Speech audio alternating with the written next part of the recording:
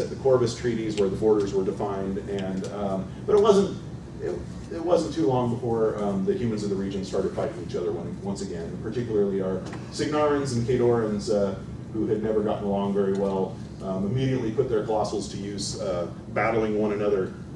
And that's kind of what this particular illustration shows, is a Khadoran colossal fighting a Signaran colossal, and in time, these giant, oversized, multiple story high machines were determined to be a little bit too resource intensive, a little bit costly to maintain, and were eventually abandoned in favor of the smaller, more sophisticated warjacks that we see in the modern era. But it all kind of dates back to these machines that were used to originally to help throw off the Orgoth. So that kind of brings us into the modern era, where the history of our books picks up pretty naturally.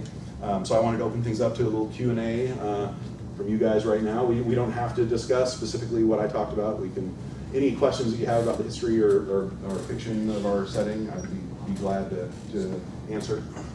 Yeah. So is there any presence of the Orgoth at all left in Western Nimmerine, like even in bloodlines? As far as bloodlines, it's certainly possible that there's people in our modern setting that are descended from the Orgoth, but for the most part, they seem to keep to themselves. They sort of let their enslaved populations handle their own affairs. They didn't mingle very readily. They definitely left an impact, similar to the Romans in our world. The Orgoth created a lot of roads. So they were mostly either destroyed or fled.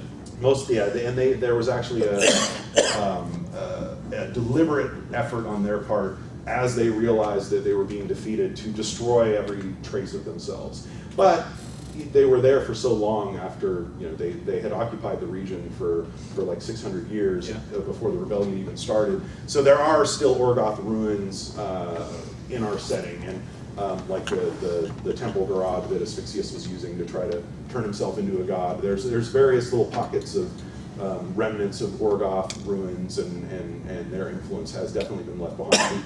The Crix is sort of the major inheritor of Orgoth technology. One detail that I didn't get into right there is the Crix also played a role in the final destruction of the Orgoth. They had fled back to Garlgast Island, which they had a major fortress on, and Crix sent a huge army to obliterate that fortress. They lost a bunch of their own resources in that attack, but managed to seize a lot of the Crixian technology. So the strongest remnants of Orgoth are definitely seen in Crix right now. So things like war witches, for example, it was an Orgoth tradition. So you had a question? Yeah. It's been hinted at in the fiction that Torque might have something to do with the elven gods being missing. That's more of a forum speculation. There's nothing in our material that suggests Torque playing a hand in what happened to the elven gods. That's a whole other story that I didn't really get into here, but the elven gods remained behind on Cain and could not actually get back to the other side. One of the big tragedies of their people is that they started to determine that their birth rates started to become reduced, their cities started to fall into ruin. They determined that they probably needed to get their gods back to the other side to restore themselves to balance, but their gods couldn't make it back. And something horrible happened to them.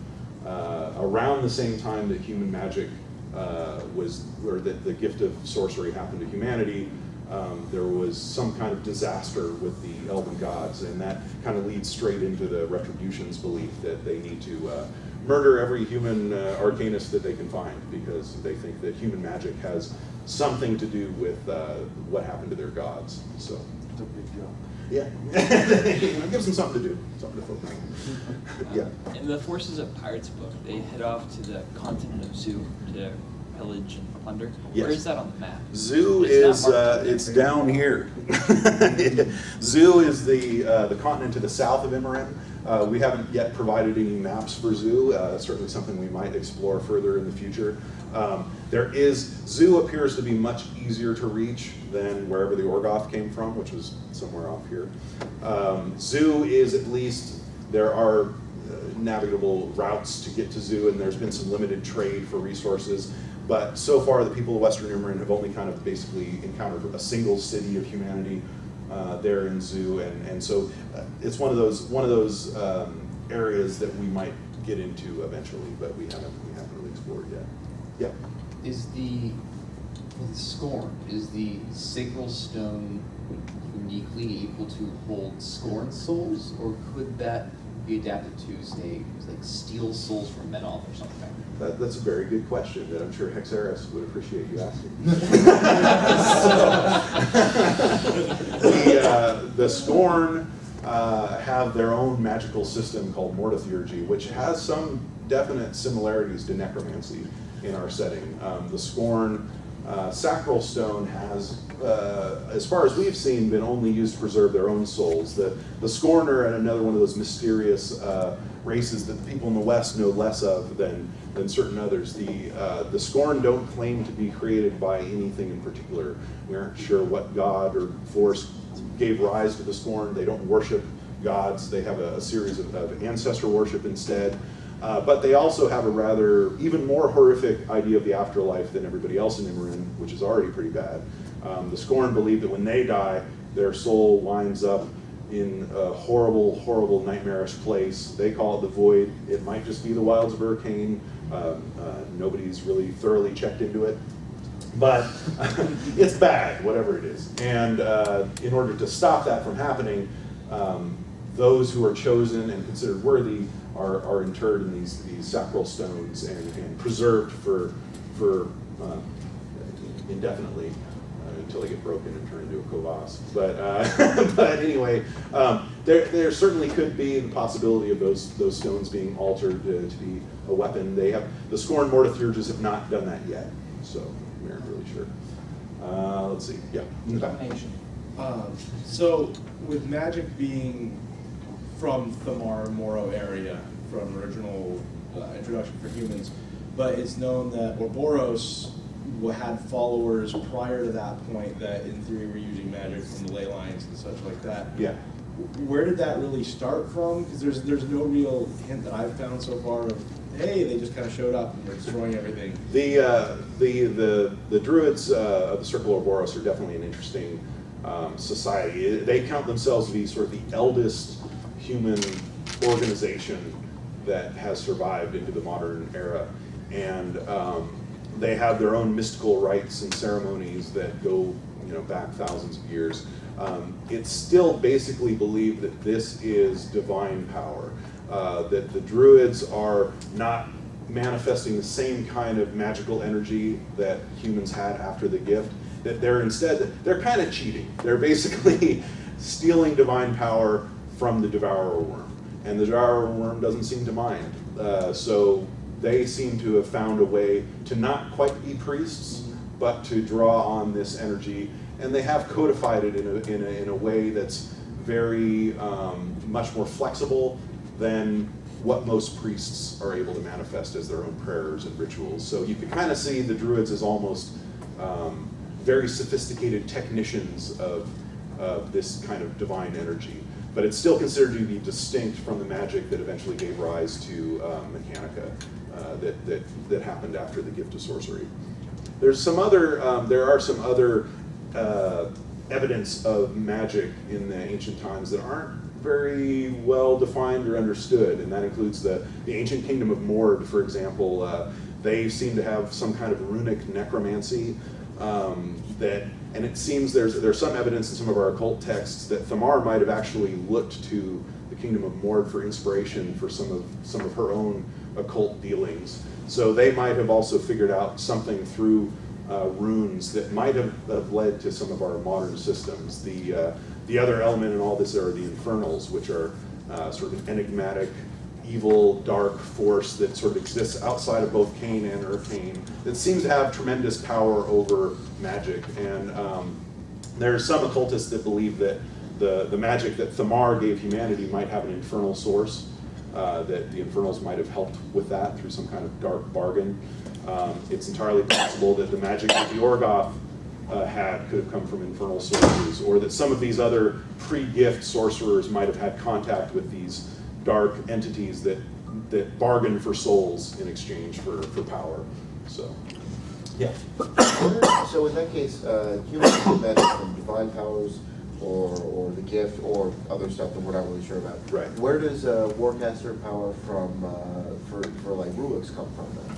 Because presumably they don't benefit from the gift. As I said, it seems as though the rule folk had a slightly better arrangement with their gods, and one of their great fathers is named Odom, who is a keeper of secrets and also their patron of the mystical arts. So it appears as though the Rulic gods allowed for Divine and arcane magic? They allowed the rule folk to have arcane magic as long as they followed certain stipulations. It does appear as though the entire Rulic culture and society is based around law and order, and so there are probably the Rulic wizards probably have more restrictions on what they can do with that power, but it seems to at least have been sanctioned, whereas Menoth clearly didn't want humanity to have magic, and that's still a point of contention in the theologians of the day. It is noon, by the way. If people want to leave and go and do other things, I'll understand, but I'm willing to stay a little longer and do more questions and answers for those who want them. So, there you go. Giants and Menoth. Giants worship Menoth. What's the connection? Okay, that's another great question. The giants are another species that humans in Western Immorin are only recently kind of learning a little bit more about. Some of that happened after our good Professor Pendrake got captured by the Scorn and sent into Eastern Immorin.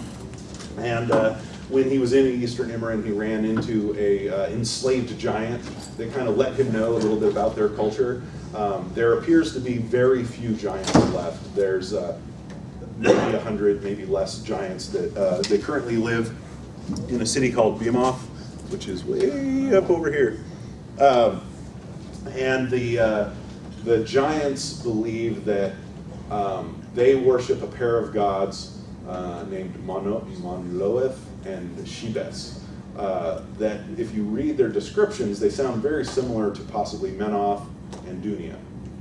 And the way that the giants believe they came to be was that Monloeth, who was this great hunter, was chasing some kind of horrible monster, serpent, could have been the devourer worm. He was running across these really sharp mountains over here and cut his feet, basically. So Monloeth cut his feet chasing this serpent across the mountains. Where his blood fell, the giants sprang into being from his blood. And so the giants do worship this lawgiver entity called Monloeth that feels very similar to Menoth, and also give thanks to Shebes, who is like an earth goddess who represents the mountains that cut his feet. And so they have a religious belief that seems to be very similar to the worship of Menoth. So, other questions? Yeah. Cirrus, the clockwork god. Yeah, Cirrus. I didn't quite get to her, but Cirrus is our most newly discovered goddess. The cult of Cirrus sprang into being fairly close to the same time that Cortexes for Warjax had been created, pretty much by the same wizards and mechanics, arcane scholars, as they were kind of delving into the higher arts of mathematics and astronomy, trying to kind of figure out the natural laws by which the world is governed. They came to realize that there is a goddess that they call the Clockwork Goddess, who seems to embody those concepts of machinery, engineering, mathematics, astronomy. And this cult doesn't believe that Cirrus is a new goddess, but rather that she just hadn't been discovered. That like Dunia, who kind of embodies these fundamental principles of the natural world, that Cirrus had always been there and had been governing these natural laws, but was simply awaiting for people to be sophisticated enough to recognize her. So once science and engineering and mathematics got to a certain level of sophistication, they discovered Cirrus, and then she began to kind of impart her mysteries to them. So she's definitely one of our, she's kind of classified as a cult because it's such a small sort of offshoot religion, but she definitely has been gaining ground among a number of influential big brain people in our setting, people who are good at math. Is that a hint at Nemo? Nemo has definitely explored the cult. Now, Nemo appears to be probably a Morrowian, but he's definitely fascinated by their arts. The cult of Cirrus has shown some very advanced techniques in intricate machines, in being able to actually create machinery that they could transfer their souls into. The clockwork priests are basically machines that have the soul of a priest of Cirrus that is embodied in them. Mortenebra was kind of someone who had been part of the cult of Cirrus, but eventually decided that necromancy provided certain convenient shortcuts. And so she joined Chris instead. So, questions? Just anybody who has, just want to give people a chance if they haven't? You haven't had one yet. So, you talk a lot of things about gods Yes. being discovered. So, what is a god? Is it someone who? That's a tough question.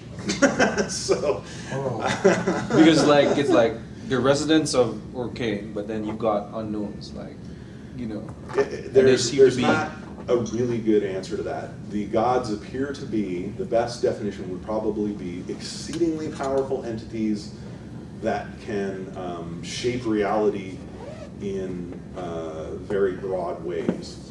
But there's definitely, as the twins show, Morrow and Thamar, they were mortal and became gods, and so the line between those two can definitely be crossed. There were about a dozen individuals in the 2,500 years after the ascension of the twins who managed to kind of follow their path and ascend as well. These are the ascendants and scions of those religions. And so it does appear to be something, in theory, other people can do, but there's only been about one every 200 years that has managed to kind of make that happen. And so far, all of the other people who have done so, other than Morrow and Thamar, have done so by following sort of their philosophies. Other than that, most of the gods existed in some time before people even existed. So clearly, they don't rely on the belief of people to exist. In several of them have given rise to other species. Lasir among the elves gave rise to the elven species, Menoth to the humans, Dunia to a number of Dunian races. So there appears to be some kind of tremendous generative power that some gods have, but not even all the gods are said to give rise to other species. And there's also the debate about Lord Torek, whether he's a god or not. So it's a question that theologians in our setting have been asking probably for thousands of years. So the question I ask, because it would seem like they seem to be all at cross purposes. So you'd wonder if do they throw down? Does Oh, Menoth yes, they say, definitely throw hey, down. you moral, The War of Souls that I sort of jokingly mentioned in the title of this presentation is described as basically this ongoing, never-ending battle between at least most of the gods that humans look to, who are competing for the souls of humanity, as well as possibly other races. But Menoth, the Devourer Worm, Morrow, and Thamar are involved in this sort of four-way, Really? centuries-old grudge match between one another, where they're fighting over the souls of humanity. And even the religious wars that happen in Cain, with the priesthoods leading them, is part of that, where even though the gods don't rely on humans to believe in them to exist, they do seem to take power from having as many souls of people as they can. And so it's to each of these religions' benefit to have as many believers as they can. Those believers, when they die, wind up in Urkane and gravitate toward the domains of the gods that they worshipped, and empower those gods. So yeah, there's descriptions of Urkane that come from throughout history. There's been a few individuals who have died and come back. It doesn't happen very often, right. But it is technically possible for some of the priests of our setting to bring somebody back from death. And some few of those people remembered the other side and described some of the landscapes of Urkane, as well as the battles between the gods that happen there. But yeah, so you fight for your god when you're alive, and then you fight for your god when you're dead. That's kind of how it goes. Yeah. Early history of the witch blade. The Witchfire. The Witchfire. It's awesome. The anniversary issue, which you should have a copy of, maybe. Actually, I guess not everybody has that. Is that what's the case I have with that? that. What's that? I said I got You have one. I think didn't we have? Is it in there? Or Yeah, am I getting he hasn't mixed read a up? copy yet. But I mean, is the Witchfire? Well, there's a big article on it. There's a Gavin Kyle. Yeah. You might want to read through that. That definitely gets into the topic quite a bit. If you can get a hold of the old No Quarter number 3, which I believe is out of print, there was a story about at least how the Witchfire came to its most recent history. It was being held in Crix for a very long time, and then got brought to the mainland by the head inquisitor of Signar's Inquisition during the reign of Vinter Railthorn IV. So, but the very earliest history of the Witchfire is definitely one of those mysteries where it's been attributed to one of the scions of Thamar. It might have had a hand in it, or it could have just been some kind of strange evil relic that predated even that scion. So, yeah. On the subject of people coming back from the dead. Yeah. So the Scorn have this big old fear of dying because they're like worse than hell. Yeah. So there's a character in there, Mordecai. Yes. Fascinating. He's a big cheater. He's like, just one day he's like, I don't want to be dead anymore, and that did something.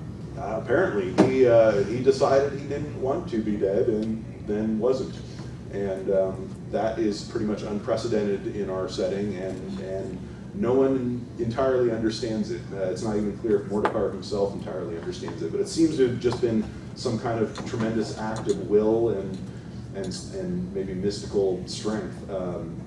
Mordecai was a Mortithurge of some power and reputation before his death. And Temporary. Yeah, his temporary inconvenience death. It's definitely one of those things that I can't answer definitively, but I will say that the souls of our setting do sometimes show different behavior depending on how people died, how strong their will is. There's a number of sort of ghostly spirits and wraiths that exist in our setting where somebody died but was unwilling to pass on to the other side. So this could be an extension of that. Tested him enough. Well, he's another Did unprecedented. he die or did he just walk No, there? he just walked on over to the other side. And so that again is something that, as far as we have seen, is unprecedented. Usually, the living have to stay in Kane, and when you die, your soul goes on to Urkane. Living people do not go to Urkane, but the Testament, again, as being another of our cheaters, broke that rule and somehow physically crossed the barrier between the living and the dead to go to the other side. Something that the Elven gods could not do. They were wusses, that's why. I like to think that might be a matter of, you can imagine it being, the Elven gods need a bigger doorway, and the Testament being smaller was able to fit through a smaller doorway. But Sounds like a strong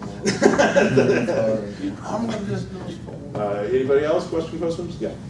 Moro and Thamar, Yeah. twins that have basically represent different archetypes.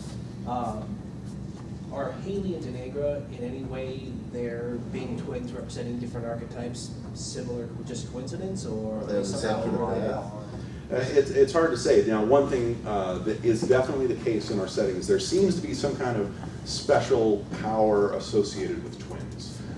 There have been, it's not that every twin has to be special.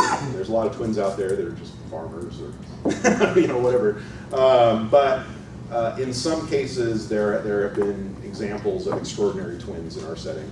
And the Maro and Thamar are the most extreme examples of that, but Saren and Rias are another pair that we see in Hordes.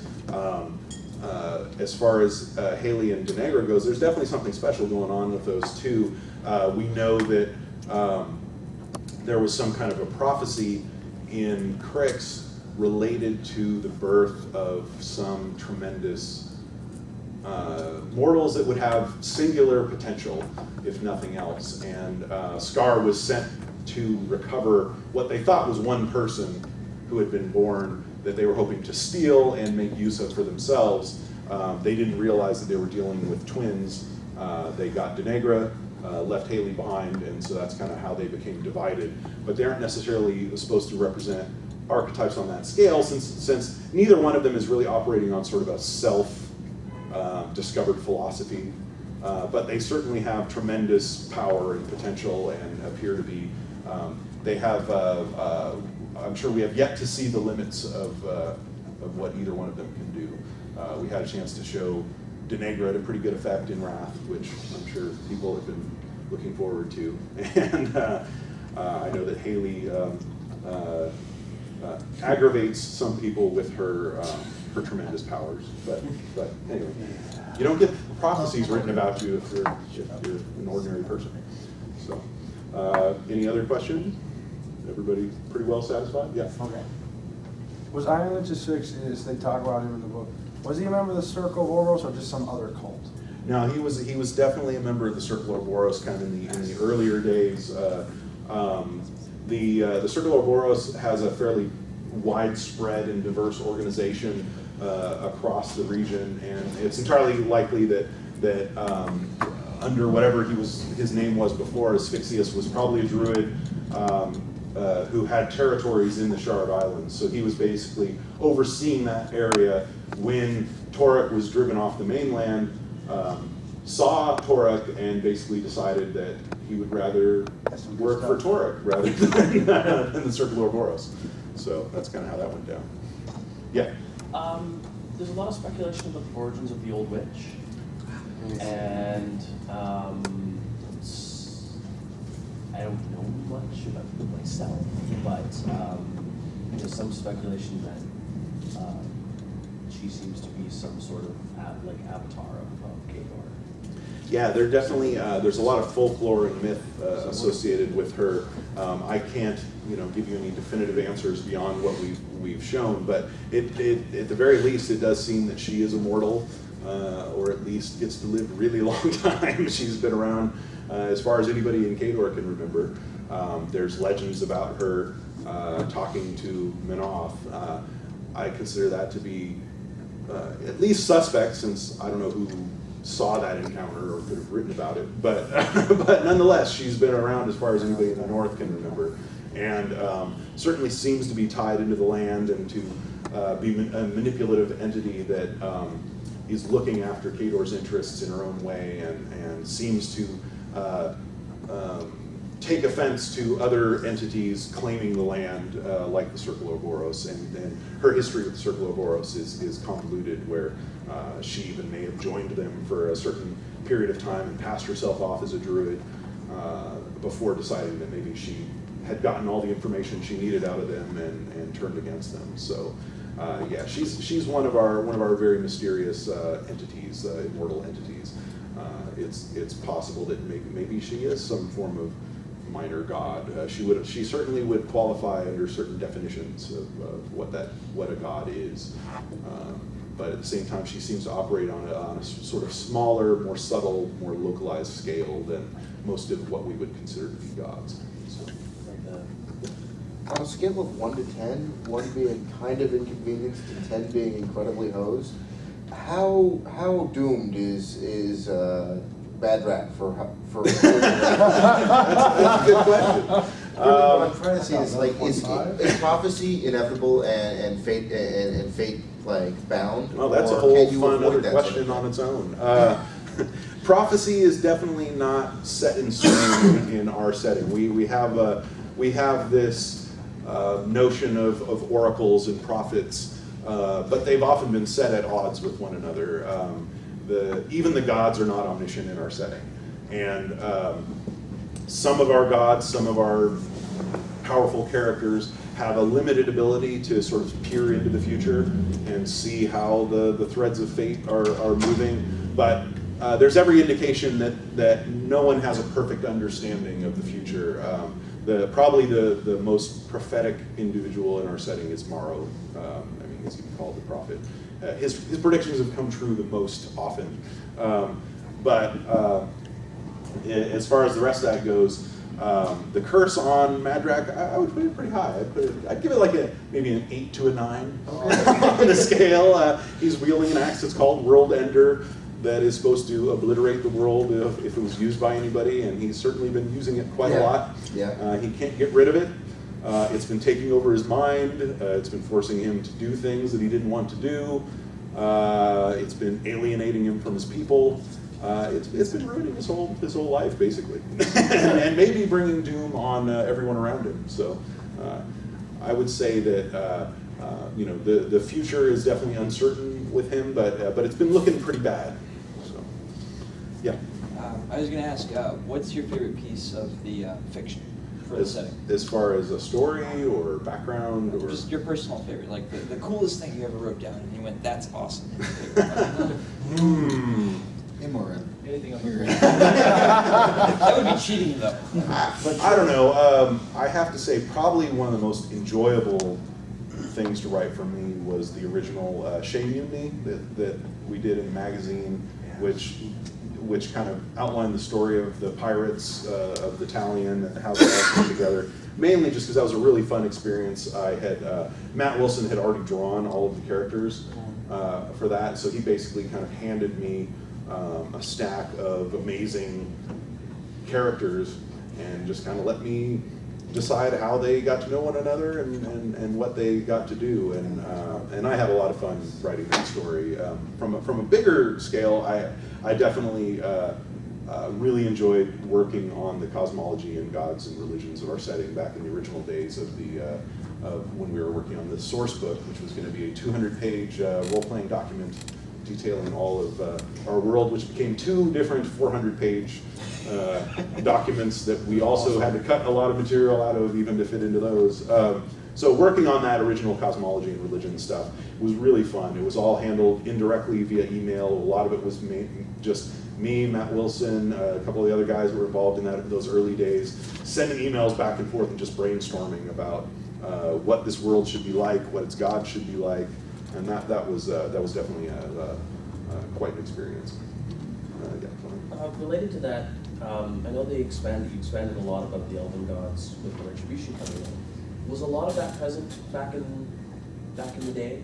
Yeah, we definitely got into it in more detail later, but we had a pretty rich knowledge of the elven gods. I mean, there's even more than we've provided. I have a pretty good sense of what the elven afterlife was like until they left, and so there's a lot of this sort of the creation of Hurricane and how the gods work. A lot of that, since we knew it was going to be beyond the scope of mortals, we've detailed and figured out in much greater degree of specificity than we can even provide to our lock and load attendees. So daring raid on your officers and what you're saying. yeah, you had your hand up. I was just wondering when the Shea Mutiny was published. That's one of the stories I haven't read. I believe it's in no quarter 10 or 11. Number 12.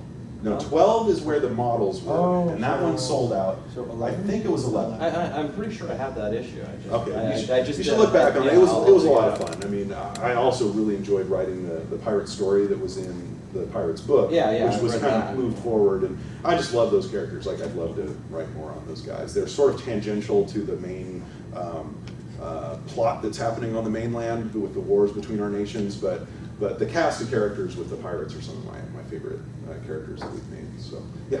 Are Infernals basically soul brokers for the war in the Arcane? They are not in Arcane. They are soul brokers and appear to be involved in their own wars. And so we don't know a whole lot of what's going on with the Infernals. They're intended to be sort of, the Infernals are enigmas even to some of the gods of our setting. So the Infernals appear to occupy some kind of domain or space outside of Cain or Arcane, and appear to value the energy that is in souls to a great degree and want to get a hold of it, as many of them as they can, They appear to be able to manipulate souls and turn them into their own warriors. They're much more efficient with souls than Kryx is. Kryx is sort of a gas guzzler of souls, as I've described it before. They burn them out and throw them away fairly easily, whereas the Infernals can basically make use of a soul to create a warrior that then they can use for their own wars. We know that there are at least several societies of Infernals. The ones that have been in contact with the inhabitants of Western Immorim is called the Non-Ocrean Order. But that does imply that there are other societies of Infernals and that they might have their own War of Souls going that's entirely separate from what's happening in Arcane. So, other questions? We're probably going to end this up pretty soon, but just want to give everybody a chance. Anybody? All right. Well, thanks a lot, guys. I'm glad you're willing to wander around. All right. You get too good at not giving away secrets. I know, that's why. Everybody's got their secrets. Do we ever see like